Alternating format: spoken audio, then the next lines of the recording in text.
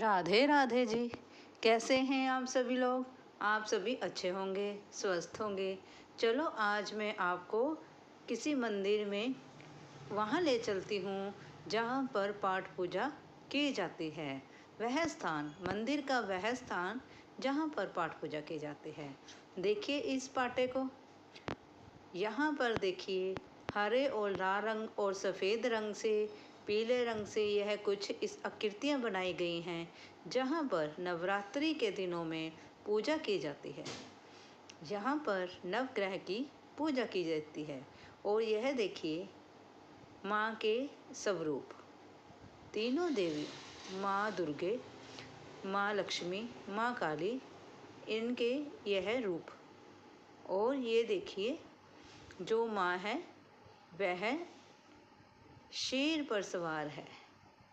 और यहाँ पर ही नवरात्रि के दिनों में भक्त जन आते हैं और पंडित जी द्वारा यहाँ पर पूजा की जाती है। ये देखिए सभी देवियों के रूप। ये देखिए चंद्रघंटा, कुष्मांडा, माँ कुष्मांडा, माँ स्कंद माता। देखिए एक ही में सभी रूप समाहित हैं। और माँ कात्यायनी, कालरात्रि माता जी, और यह माता देखो महागौरी। यह सभी रूप एक ही माँ के हैं। माँ के अलग अलग रूप हैं और इन्हीं रूपों में माँ समाहित है। और इनका यह एक विराट रूप है। जैसे कि हम सभी जानते हैं कि नवरात्रि में माँ दुर्गे की पूजा की जाती है, उसी प्रकार से इन 9 देवियों की अलग अलग रूपों में पूजा की जाती है। और यह देखिए दूसरी तरफ हम चलते हैं जहाँ वीर हनुमान जी भी मौजूद हैं। देखिए वीर हनुमान जी। और ये देखिए माँ के ऊपर लाल चुनरी भी उड़ाई गई है। हम सभी यह जानते हैं कि नवरात्रों में माँ दुर्गा की पूजा होती है। और हम यह देखते भी आए हैं बचपन से ही कि जहाँ माँ दुर्गा का मंदिर होता है वहाँ वीर हनुमान जी भी होते हैं। जैसे कि हम सभी को पता है, जब माता ने कन्या रूप में गुफा में जाकर तपस्या की थी तब वीर हनुमान जी ने वहाँ पर पहरा दिया था। इसीलिए वीर हनुमान जी भी वहीं पर मौजूद होते हैं। और यह देखिए साथ में दूसरी तरफ देखिए जो भैरवनाथ भी दिखाए गए हैं। देखिए जरा भैरव माता, देखिए यह माता के तीनों स्वरूप हैं।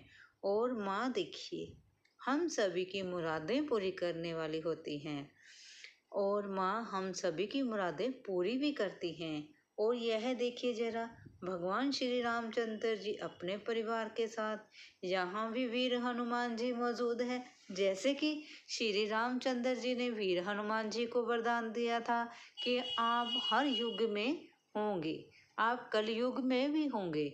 आज के समय में भी वीर हनुमान जी हम सभी के बीच में हैं, सिर्फ हमें पहचानने की ज़रूरत है।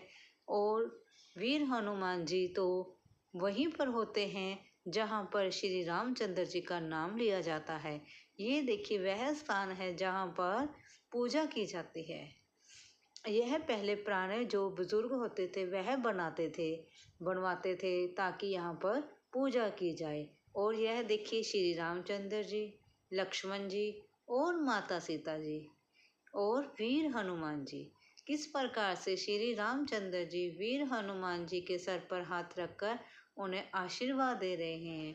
जैसे हम सभी जानते हैं वीर हनुमान जी श्री रामचंद्र जी के परम भक्त हैं, सभी भक्तों से ऊपर हैं। उसी प्रकार से हमें भी वीर हनुमान जी को ढूंढना होगा। अगर हम वीर हनुमान जी को ढूंढ लेंगे तब श्री रामचंद्र जी तक तो हम पहुंच ही जाएंगे। हमें भी अपने समाज की इन बुराइयों को ख़त्म करके ईश्वर की तरफ जाना होगा। हम सभी देख रहे हैं आज समाज में कितना कुछ हो रहा है। हर तरफ बुराई, हर तरफ मार कटाई, भाई भाई पर विश्वास नहीं करता, माता पिता बच्चों पर विश्वास नहीं करते। ये सभी हमारे कलयुग की निशानियां हैं। मैं आपके लिए वीडियो बनाकर लाती हूँ। आप मेरी वीडियो को लाइक करें, सब्सक्राइब करें और शेयर भी करें। धन्यवाद जी।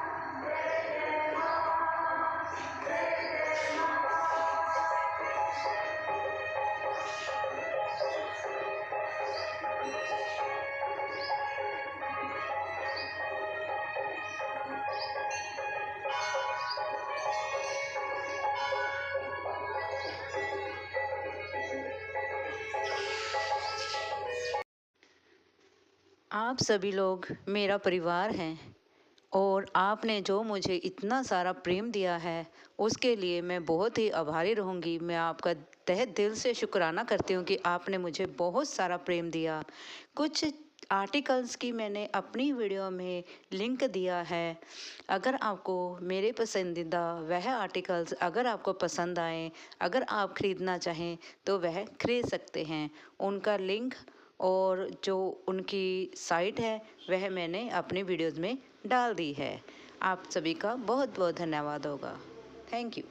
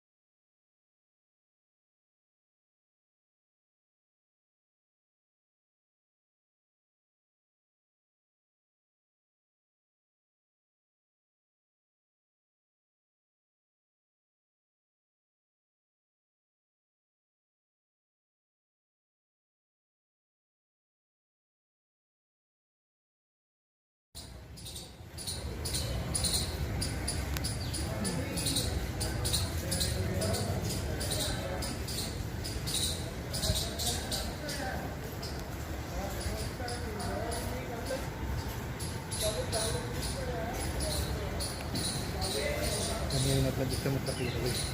Lah.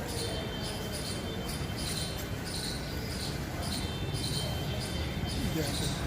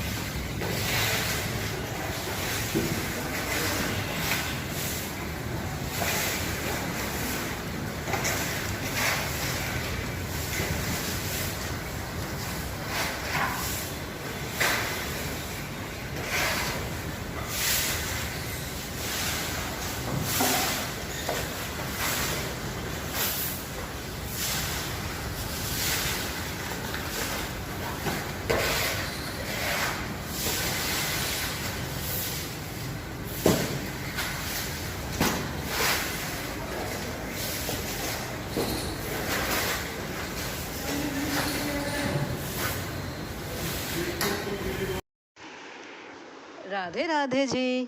कैसे हैं आप सभी लोग? आप सभी लोग स्वस्थ होंगे, कुशल मंगल होंगे। आज हम बात करते हैं भगवान श्री कृष्ण जी के बारे में। आप सभी को भगवान श्री कृष्ण जी के जन्मदिन की बहुत बहुत शुभकामनाएं। आप सभी के लिए यह दिन बहुत मंगलमय हो। हम बात करते हैं भगवान श्री कृष्ण जी की।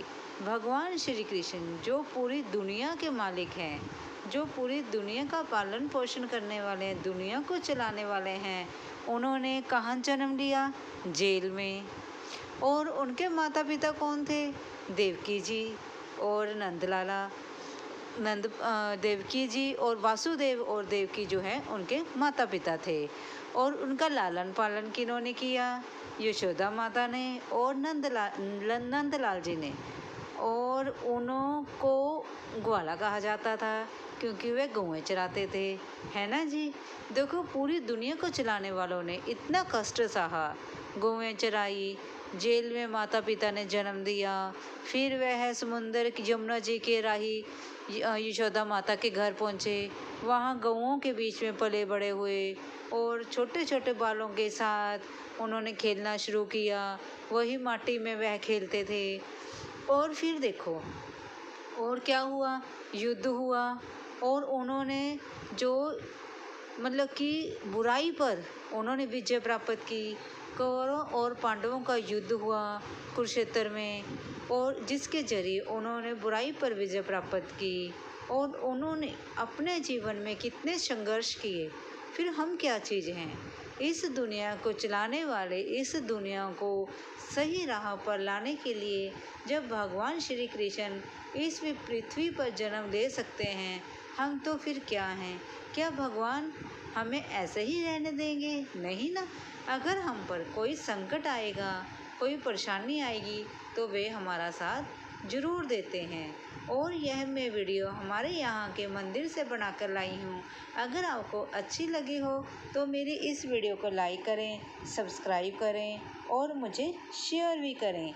मैं सुंदर सुंदर वीडियो लाने की कोशिश करती हूँ। धन्यवाद जी।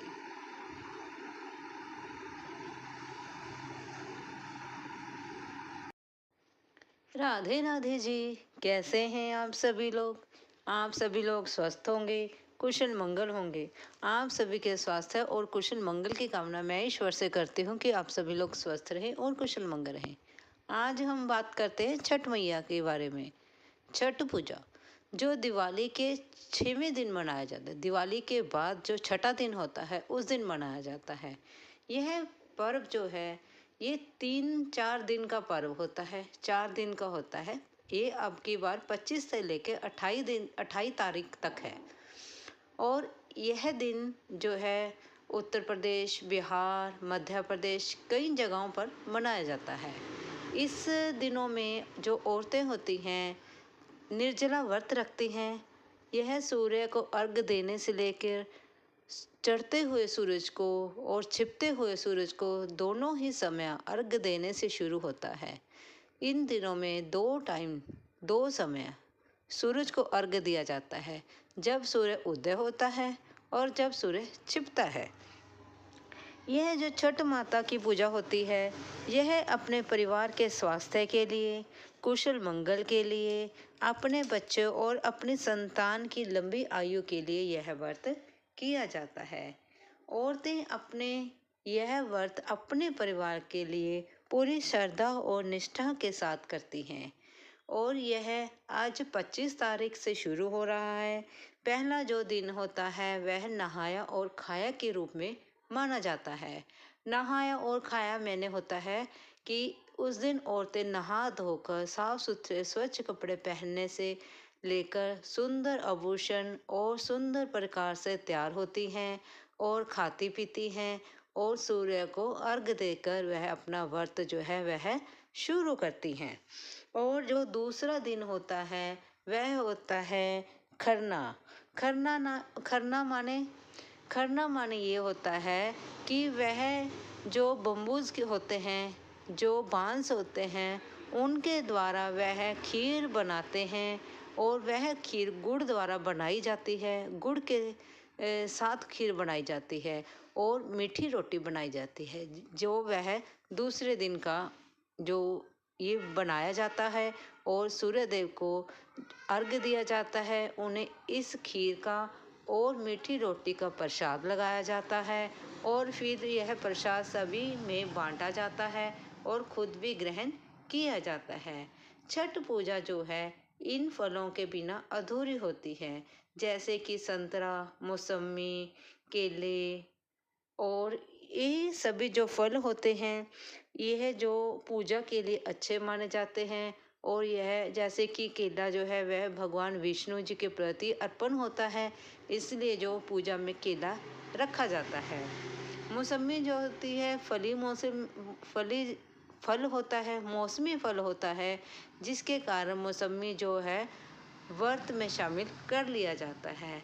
संतरा और भी कई प्रकार के फल जो हैं वह रखे जाते हैं, जिसके बिना यह व्रत अधूरा माना जाता है।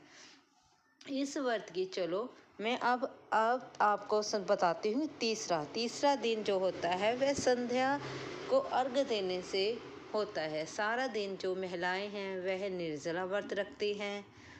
सज धज कर सुंदर सुंदर आभूषण और साफ सुथरे नए कपड़े पहनकर वह सुंदर नई नवेली दुल्हन की तरह तैयार होती हैं और संध्या को वह अर्घ्य देती हैं और वह पानी में खड़कर अर्घ्य देती हैं।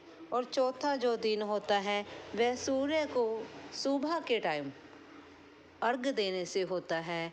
वह पानी में खड़े होकर मतलब कि नदी में खड़े होकर अर्घ्य देती हैं और अर्घ्य देने से यह व्रत जो है संपन्न होता है। यह परायण करती हैं और इसे परायण ही कहा जाता है। इस व्रत की चलो मैं आपको एक छोटी सी कथा सुनाती हूँ। माना जाता है कि बहुत ही पुराने समय में एक जो राजा होते थे, जो प्रियवंत नाम के राजा थे और उनके यहाँ पर कोई संतान नहीं थी, यानी कि उनके कोई यहाँ बच्चा नहीं था। फिर वह राजा और रानी जो हैं बहुत ही परेशान रहते हैं, क्योंकि जब तक घर में बच्चे नहीं होते, हम सभी ही जानते हैं घर में रौनक ही नहीं होती, तो बड़ों का दिल कैसे लगेगा। राजा रानी अपने घर में किसी बालक को ना पाकर, उस राज्य के वंशज को ना पाकर जो है परेशान रहते थे। इसी परेशानी के चक्कर में वह महर्षि कश्यप के यहाँ जाते हैं और जब महर्षि कश्यप के यहाँ जाते हैं तो महर्षि कश्यप जो है उनके लिए यज्ञ करते हैं और उस यज्ञ में खीर का प्रसाद लगाया जाता है। उसी खीर में से कुछ जो भाग है वह रानी को खाने को दिया जाता है। जब रानी वह खीर ग्रहण करती है तो महर्षि कश्यप की कृपा से महारानी जो है वह गर्भवती हो जाती है और उनके यहाँ कुछ समय के बाद एक बालक का जन्म होता है, लेकिन भाग्यवश वह बालक जो है मृत पैदा होता है। जब वह बालक मरा हुआ पैदा होता है तो राजा और रानी बहुत दुखी होते हैं। वह राजा जो होता है उस मृत बालक को लेकर शिव ग्रह जाता है और वहाँ जाकर प्रण करता है कि इस बच्चे के साथ साथ मैं अपने भी प्राण दे दूंगा। जैसे ही राजा ऐसा प्रण करता है और अपने प्राण देने लगता है तो वहाँ पर मानसी देवी जो है वह प्रकट होती है और कहती है वह जो वह सृष्टि की पुत्री होती है और वह छठी पुत्री होने के कारण छठ उन्हीं के कारण ही छठ की पूजा शुरू की जाती है। और फिर वह देवी कहती है राजन तुम अपने प्राण नहीं दे सकते हो। तो राजा कहते हैं कि आप कौन हैं, कृपया मुझे बताएं। वह कहती हैं कि मैं सृष्टि की पुत्री हूँ। छठा मतलब कि 6वां अंश होने के कारण मुझे छठी माता के नाम से जाना जाता है। तब रानी वह देवी जो होती है वह राजा से कहती है कि तुम छठी की पूजा करो या छठी वाले दिन दिवाली से छठे दिन आप पूजा करें और सभी को इस पूजा करने के लिए अनुरोध करें। तब आप जब यह छठी की पूजा करेंगे तब आपके यहाँ बालक पैदा हो जाएगा जो कि आपके राज्य का वंशज होगा और आपके राज्य को आगे ले जाएगा। इतना सुनकर राजा जो है वह छठी माता के नाम से छठी की पूजा करते हैं और इसी के कारण यह छठी पूजा मनाई जाती है। जो माता सृष्टि की छठी संतान होने से इसका नाम छठी पूजा पड़ा और इसकी पूजा करने से सारे दुख, दरिद्रता और नाना प्रकार के रोगों से मुक्ति मिलती है, संतान की प्राप्ति होती है, सुख समृद्धि आती है, धन्य धान्य से माता रानी हमें परिपूर्ण करती है। तो औरतें अपनी निष्ठा भावना के साथ यह व्रत करती हैं। यह व्रत जो है 4 दिन चलता है और इस बार यह 25 से लेकर 28 तारीख तक है। मैंने यह जो कथा है पूरी निष्ठा भावना के साथ सुनाई है। अगर मुझसे इस कथा में कुछ भूल चूक हो गई हो तो माता रानी मुझे क्षमा करना। अगर आपको यह मेरी छोटी सी कथा और यह वीडियो अच्छी लगी हो, प्लीज़ लाइक और सब्सक्राइब जरूर करें। धन्यवाद जी। राधे राधे जी, कैसे हैं आप सभी लोग? आप सभी लोग स्वस्थ होंगे, कुशल मंगल होंगे। आप सभी के स्वास्थ्य और कुशल मंगल की कामना मैं ईश्वर से करती हूँ कि आप सभी लोग स्वस्थ रहें और कुशल मंगल रहें। आज हम बात करते हैं एक कुत्ते और शेर की। आज आपको एक कुत्ते और शेर की मज़ेदार कहानी सुनाते हैं। एक बार एक कुत्ता जंगल की तरफ निकल जाता है। चलते चलते वह रास्ता भटक जाता है। आगे जाता है तो उसे कुछ हड्डियों की ढेरी नजर आती है और कहीं दूर से उसे शेर नजर आता है जो उसकी तरफ बढ़ रहा होता है। कुत्ता जो है शेर को देखकर सोचता है कि मैं कैसे जंगल में घुस गया हूँ, आगे का रास्ता भी मुझे नहीं पता है और अब यह शेर मुझे खा जाएगा। जब यह शेर मुझे खा जाएगा तब मेरा भी यह इसी प्रकार से एक हड्डियों का ढांचा पड़ा होगा। तो कुत्ता क्या करता है? वह सोचता है अब इस शेर से किस प्रकार से बचा जाए। वह शेर से बचने के लिए कोई तरकीब निकालने की कोशिश करता है।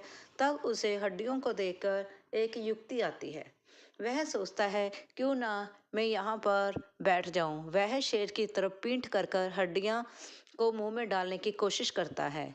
जो ही वह मुंह में डाल रहा होता है और साथ साथ में जोर जोर से बोल रहा होता है, कितना मज़ेदार शेर है, शेर की हड्डियां भी अद्भुत हैं, जिसको खाने से अलग ही आनंद आता है। आज तो मैंने एक शेर का शिकार कर लिया है। यह सभी बातें जब एक शेर के कानों में जाती हैं तब वह शेर सोचता है कितना अजीब कुत्ता है जिसने शेर को भी अपना शिकार बना लिया है। इस प्रकार से जब शेर सारी बातें कुत्ते की सुनता है तो वह वहाँ से भाग जाता है। यह सभी बातें पेड़ के ऊपर बैठा एक बंदर सुन रहा होता है। जब वह यह सुन रहा होता है तब वह देखता है कि शेर कुत्ते से डरकर वापस चला गया है। इस प्रकार से जो बंदर होता है वह सोचता है क्यों ना मैं शेर को भड़काऊं और दोबारा यहाँ ले आऊं जिससे यह कुत्ता मर जाए और मुझे भी हमेशा के लिए इससे छुटकारा मिल जाए। इतना कहते हुए जो बंदर है वह शेर के पास जाता है और जाकर शेर को यहाँ वहाँ की बहुत सारी बातें बताता है और कहता है कि कुत्ता तो तुम्हें बेवकूफ़ बना रहा है, कुत्ते ने कोई शेर का शिकार नहीं किया है। इतना कहता हुआ जो शेर है वह जोर से गड़गड़ाता है गुस्से में आकर और फिर वह कुत्ते की तरफ वापस मुड़ जाता है। जो शेर है कुत्ते की तरफ जाता है तब कुत्ता देखता है कि शेर दोबारा से मेरी तरफ आ रहा है। तब वह सोचता है कि अब तो मैं मर ही जाऊंगा। इतना सोचते हुए वह फिर हड्डियां की तरफ बैठ जाता है और शेर की तरफ पीठ कर लेता है और फिर जोर जोर से बोलने लगता है, बंदर को मैंने कितनी देर से भेजा था, कितनी देर हो गई है, 2-3 घंटे हो गए हैं, शेर जो बंदर है अभी तक शेर को लेकर आया ही नहीं है। काश बंदर जो है शेर को ले आए और मैं शेर को अपना भोजन बना लूं। बड़ी जोरों से भूख लगी है, पेट भी गुड़ गुड़ कर रहा है, अब तो मेरे मुंह में पानी आ रहा है और मैं शेर को अपना शिकार बनाना चाहता हूँ। ये सभी बातें जब शेर सुनता है तब वह जोर से गड़गड़ाता है और फिर वह शेर सोचता है कि यह कितना अजीब सा कुत्ता है जो शेर को भी भोजन बना लेता है।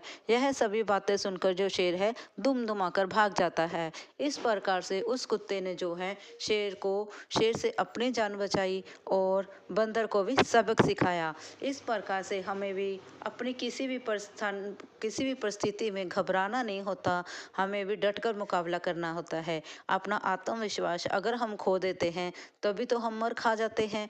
हमें अपना आत्मविश्वास नहीं खोना है, तभी तो कहते हैं डर के आगे जीत है। अगर हम डरेंगे नहीं तो हमारी जीत निश्चय है, क्योंकि अगर हम डर जाते हैं, पहला डर, दूसरा हमारी गलती, इससे हम मार खा जाते हैं। इसलिए हमें डरना नहीं है और हमें बिना डरे अपनी मुसीबत से लड़ना होगा, तभी तो हम जीत पाएंगे। इस प्रकार से अगर आपको मेरी यह मज़ेदार स्टोरी अच्छी लगी हो तो इस पर अमल ज़रूर करना और लाइक और सब्सक्राइब भी करना। राधे राधे। राधे राधे जी। राधे राधे जी। कैसे हैं आप सभी लोग? आप सभी लोग स्वस्थ होंगे, कुशल मंगल होंगे। आप सभी के स्वास्थ्य और कुशल मंगल की कामना मैं ईश्वर से करती हूँ कि आप सभी लोग स्वस्थ रहें और कुशल मंगल रहें। आज बात करते हैं हम किस प्रकार से एक घर में काम करने वाली जब आती है, जिसको हम बाई कहते हैं, उसके बारे में हम बात करते हैं। एक बार शर्मा जी बर्तन साफ कर रहे थे। बर्तन साफ करते करते उनकी कमर जो है वह दर्द करने लग जाती है। जब उनकी कमर दर्द हो रही होती है, वह बड़ी ही मुश्किल से बर्तन साफ कर रहे होते हैं। उधर से घर के बाहर घंटी बजती है तो शर्मा जी बुड़बुड़ाते हुए घंटी की तरफ, दरवाजे की तरफ चल देते हैं। दरवाज़ा खोलते हैं, वहाँ देखते हैं शर्माइन जो होती है वह आई होती है। उसके साथ एक महिला होती है और एक पड़ोसन होती है।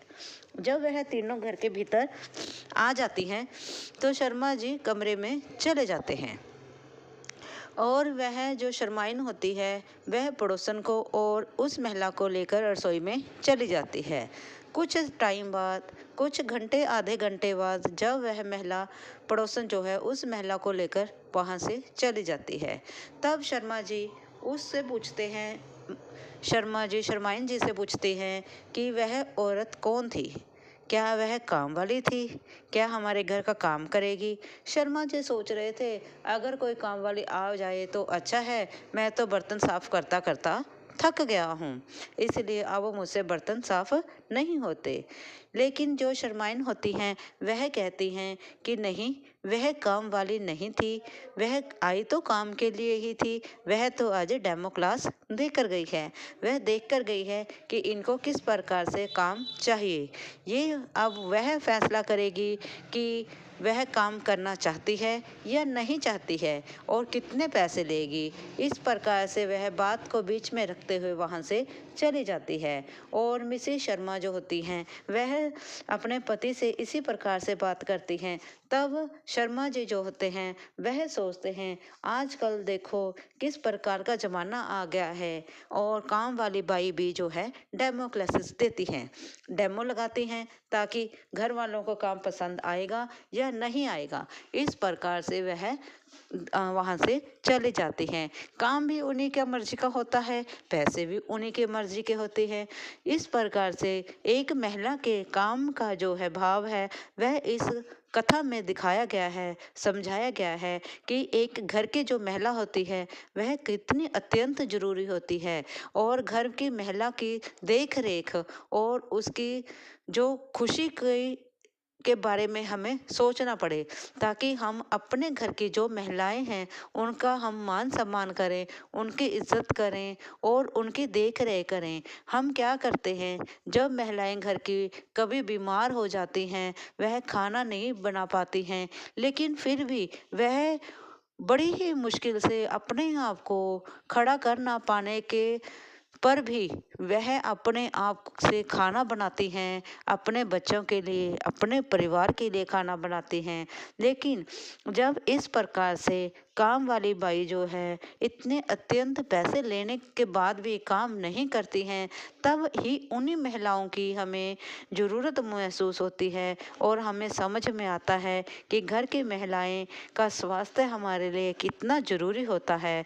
इसलिए हम सभी सिर्फ यही चाहते हैं, ये नहीं है कि मैं एक महिला होकर महिला की तरफदारी कर रही हूँ, नहीं, यह आज के समाज की ज़रूरत है कि हमें अपने घर की महिलाओं की देख रेख करनी चाहिए, क्योंकि वो घर के कार्य के चलते चलते अपना ध्यान खुद रख नहीं पाती हैं। उनके पास इतना समय नहीं बचता है कि वह अपना खाना पीना या अपना ध्यान रख पाएँ।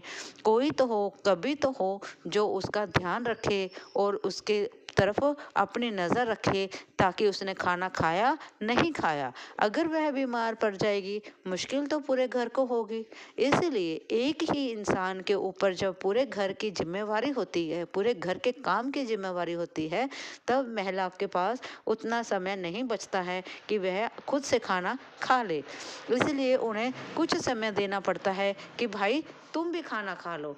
इतना कहते हुए, इतना अगर हम अपने घर की महिलाओं की देख रेख इतना सा ही कर लेंगे तो हमारे लिए बहुत ही उपयोगी होगा और हमारे घर की महिलाएं स्वस्थ रहेंगी, खुशहाल रहेंगी और खुश रहेंगी, जिससे हमारे घर का माहौल भी स्वच्छ रहेगा, खुश मिजाज रहेगा और हंसी खुशी से हमारे घर का माहौल जो है वह बढ़ेगा फूलेगा। अगर आपको यह मेरी छोटी सी कथा अच्छी लगी हो तो प्लीज़ लाइक और सब्सक्राइब करें और महिलाओं के नाम पर एक सब्सक्राइब तो जरूर बनता है, ठीक है ना जी। और प्रेम से बोले राधे राधे, राधे राधे,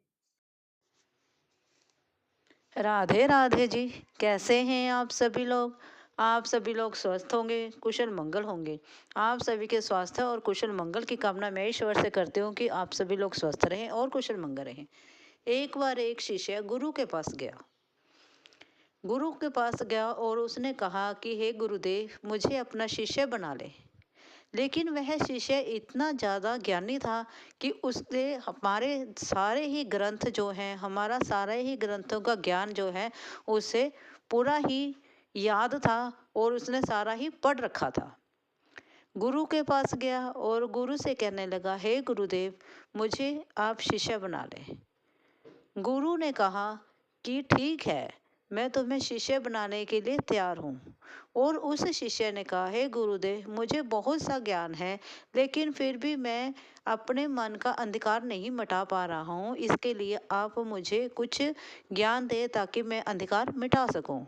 तब गुरुदेव उससे कहते हैं कि जाओ, जो तुम्हें पता है वह पन्नों पर उतार के लाओ। शिष्य चला जाता है। वह यूं ही शास्त्रों को, अपने ज्ञान को पन्नों में उतारने की कोशिश करता है, उसे बहुत लंबा समय लग जाता है। साल के लगभग बीत जाता है और फिर वह अपने गुरु के पास जाता है। फिर कहता है, हे गुरुदेव, मैं लिख लाया हूँ। गुरुदेव ने उस ग्रंथ को देखते हुए कहा कि तुम ये तो बहुत लंबा चौड़ा लिख कर लेकर आए हो। मैं बुजुर्ग हो गया हूँ, अब मैं इतना पढ़ नहीं सकता, इसलिए इसे थोड़ा कम करके लाए। शिष्य फिर चला जाता है। कुछ 4-5 माह लग जाते हैं। वह फिर छोटा करने के बाद फिर गुरु के पास आता है। गुरु उस पन्नों को देखकर फिर कहता है कि नहीं, मैं इतना भी नहीं पढ़ सकता हूँ, तुमने बहुत ही समय लगा दिया है, इसलिए इसे तुम और छोटा कर कर लाओ। शिष्य फिर चला जाता है। कुछ दिनों में वह उन सभी को एक पन्ने में उतार कर ले आता है।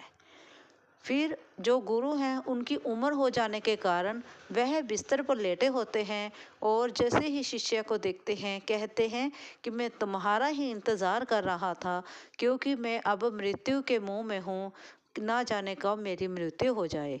अच्छा करा कि तुम आ गए हो। तुम क्या लिख कर लाए हो? एक पन्ना देखते हुए फिर गुरु कहते हैं कि यह पन्ना तो तुम बहुत ही लिख कर लाए हो, क्या मैं इस बीमार अवस्था में इसे पढ़ पाऊंगा? यह सब सुनने के बाद शिष्य कहता है, फिर गुरुजी, मैं क्या करूं, बताओ आप जरा। गुरुजी ने कहा, भीतर जाएं और एक खाली पन्ना लेकर आए। वह शिष्य है, कुटिया के भीतर जाता है और एक वहाँ पर खाली पन्नों की किताब पड़ी होती है, उसमें से एक खाली पन्ना है वह ले आता है। और गुरुदेव कहते हैं, अब बनी ना तुम शिष्य वाली बात, अब तुम मेरे शिष्य हुए। गुरुदेव को वह शिष्य बोला, गुरुदेव वह कैसे? गुरुदेव ने समझाया, जब तुम किसी गुरु को अपनाना चाहते हो, जब तुम किसी गुरु के पास जाना चाहते हो, तो तुम्हें कोरा कागज होकर जाना पड़ेगा। जो ज्ञान तुम्हें है, जो जानकारी तुम्हें है, उन सब के बावजूद तुम्हें खाली कागज बनकर जाना पड़ेगा, ताकि गुरुदेव तुम्हें जो समझाएं, जो पढ़ाएं, तुम उसको पन्नों में उतार सको, उनको अपने दिमाग में उतार सको। तब तुम्हें गुरु बनाने की ज़रूरत है। अदरवाइज तुम गुरु नहीं बना सकते हो, क्योंकि अगर तुम्हें गुरु कुछ समझाएंगे, तुम कहोगे ये तो मुझे पहले से ही पता है, तब गुरु नहीं बना पाओगे। गुरु और शिष्य का रिश्ता इस प्रकार से होता है कि गुरु जो भी पढ़ाएं, एक खाली पन्ने की भांति उस शिष्य को सीखना चाहिए और उसको अपने अमल में लाना चाहिए।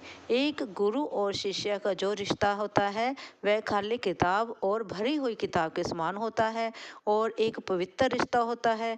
और गुरु अपने शिष्य को बहुत कुछ सिखाते हैं। उनके शिष्य की जो परेशानियां होती हैं, उनकी जो कमजोरियां होती हैं, वह भी दूर करते हैं।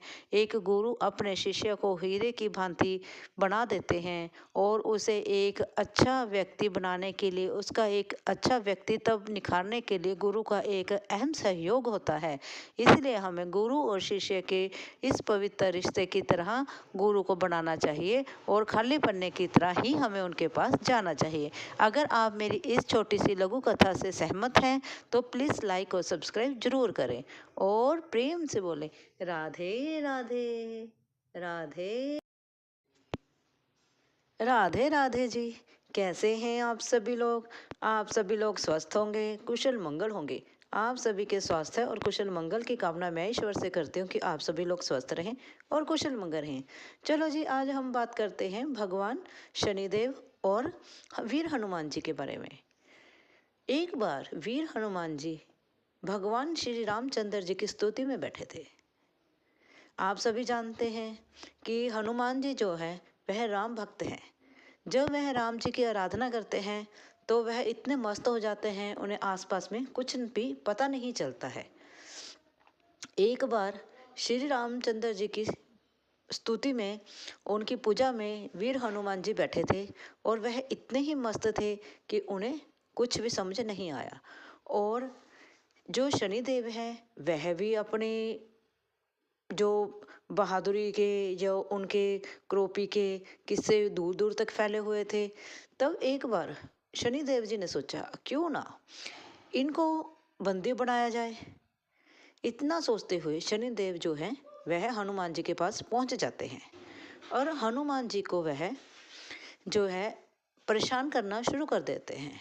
लेकिन जो हनुमान जी होते हैं, वह रामचंद्र जी की स्तुति में इस प्रकार से व्यस्त होते हैं कि वह शनिदेव जी को महसूस कर ही नहीं पाते हैं, क्योंकि हनुमान जी जो है वह राम भक्त बहुत बड़े हैं, क्योंकि उनके जीवन में तो राम जी के अलावा कुछ भी नहीं है और वह राम जी की भक्ति में लीन रहे और वह अपनी समाधि से टस से मस नहीं हुए। जो शनिदेव हैं, उन्होंने उनके ऊपर कई प्रकार से प्रहार किया और उनको कई प्रकार से उठाने की, भक्ति भंग करने की कोशिश की, लेकिन हनुमान जी को किसी प्रकार से कुछ भी फर्क ही नहीं पड़ा। तो ऐसे करते करते अचानक से जब हनुमान जी की आंख खुली तो हनुमान जी ने सोचा, कहा कि तुम कौन हो? तुम मुझे श्री रामचंद्र जी की भक्ति से क्यों विमुख कर रहे हो? तब शनिदेव कहते हैं, तुम मुझे नहीं जानते हो, छोटे से तुम बानर हो, क्या तुम मुझे नहीं जानते हो? तो हनुमान जी कहते, मैं तो तुम्हें नहीं जानता, तुम बताओ कि तुम कौन हो? वह कहते हैं कि मैं शनिदेव हूँ, मैं सब कुछ बिगाड़ सकता हूँ और सब कुछ संवार सकता हूँ। इतना कहते हुए जो शनिदेव हैं, वह हनुमान जी को परेशान करना शुरू कर देते हैं। हनुमान जी कहते हैं कि तुम मुझे परेशान मत करो, मुझे श्री राम की भक्ति करनी है। वह फिर से आंखें बंद कर बैठ गए। बैठे बैठे जो हनुमान जी हैं, वह आंखें बंद कर इतना मस्त हो जाते हैं कि वह शनिदेव को अनदेखा कर देते हैं। शनिदेव को ये अच्छा नहीं लगता। वह देखते हैं कि ये तो छोटा सा बानर है, इसने मुझे अनदेखा कैसे कर दिया। जो शनिदेव हैं, वह भी अपनी आई पर आ गए और उन्होंने क्या किया, हनुमान जी को उथल पुथल करना शुरू कर दिया। जब उन्होंने हनुमान जी को उथल पुथल करना शुरू करा, तब हनुमान जी ने कहा, अगर तुम नहीं हटोगे तो तुम्हें मेरी करोपी का सामना करना पड़ेगा। शनिदेव कहते हैं, आओ चलो फिर हम युद्ध करते हैं। दोनों में युद्ध छिड़ जाता है। जब दोनों में युद्ध छिड़ता है तो अब वीर हनुमान जी तो श्री रामचंद्र जी के भक्त है ही थे, तो उन्होंने रामचंद्र जी का नाम लिया और शनिदेव के साथ युद्ध शुरू कर दिया। जब शनिदेव के साथ वीर हनुमान जी ने युद्ध किया तो शनिदेव यह देखकर बहुत ही आश्चर्यचकित रह गए कि इतने छोटे से बानर ने मुझे कैसे परास्त कर दिया। वह समझ ही नहीं पा रहे थे कि हनुमान जी कभी इधर कभी उधर अपनी इतनी फुर्ती के साथ, इतनी गतिशीलता के साथ उन्होंने शनिदेव को चकमा दिया और इस प्रकार से दोनों में बहुत बड़ा युद्ध हुआ। और जब दोनों में युद्ध हुआ तब जीत तो वीर हनुमान जी की होनी थी।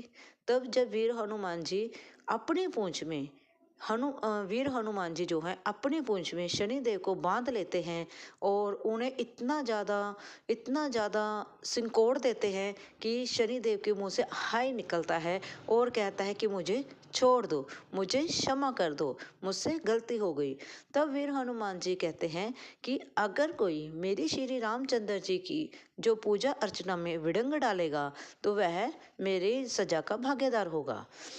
तब जो तब जो है शनिदेव हनुमान जी के पाँव में गिरने के लिए तैयार हो जाते हैं और उनसे क्षमा याचना करते हैं। जब वह क्षमा याचना करते हैं तो हनुमान जी कहते हैं, मैं तुम्हें एक शर्त पे छोड़ूंगा, अगर तुम मुझे वचन दो। तब जो शनिदेव हैं उन्हें वचन देते हैं और कहते हैं कि जो भक्त आपकी पूजा करेगा, श्री रामचंद्र जी की पूजा करेगा, उस पर मेरा कोई असर नहीं होगा। इतना वचन हनुमान जी ने अपने भक्तों के लिए लिया।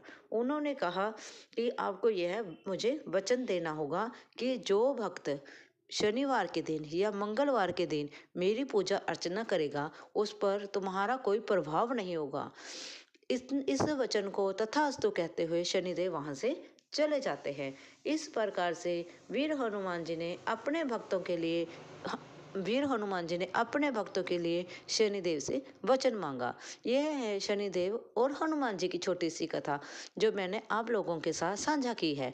अगर आपको मेरी यह छोटी सी जानकारी अच्छी लगी हो तो प्लीज़ लाइक और सब्सक्राइब भी जरूर करना।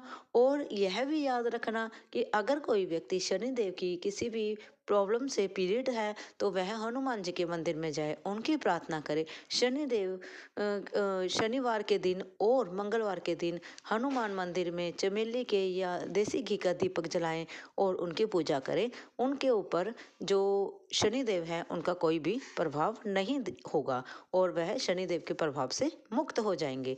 अगर आपको मेरी यह वीडियो अच्छी लगी हो प्लीज़ लाइक और सब्सक्राइब जरूर करें और प्रेम से बोले जय श्री राम, जय श्री राम।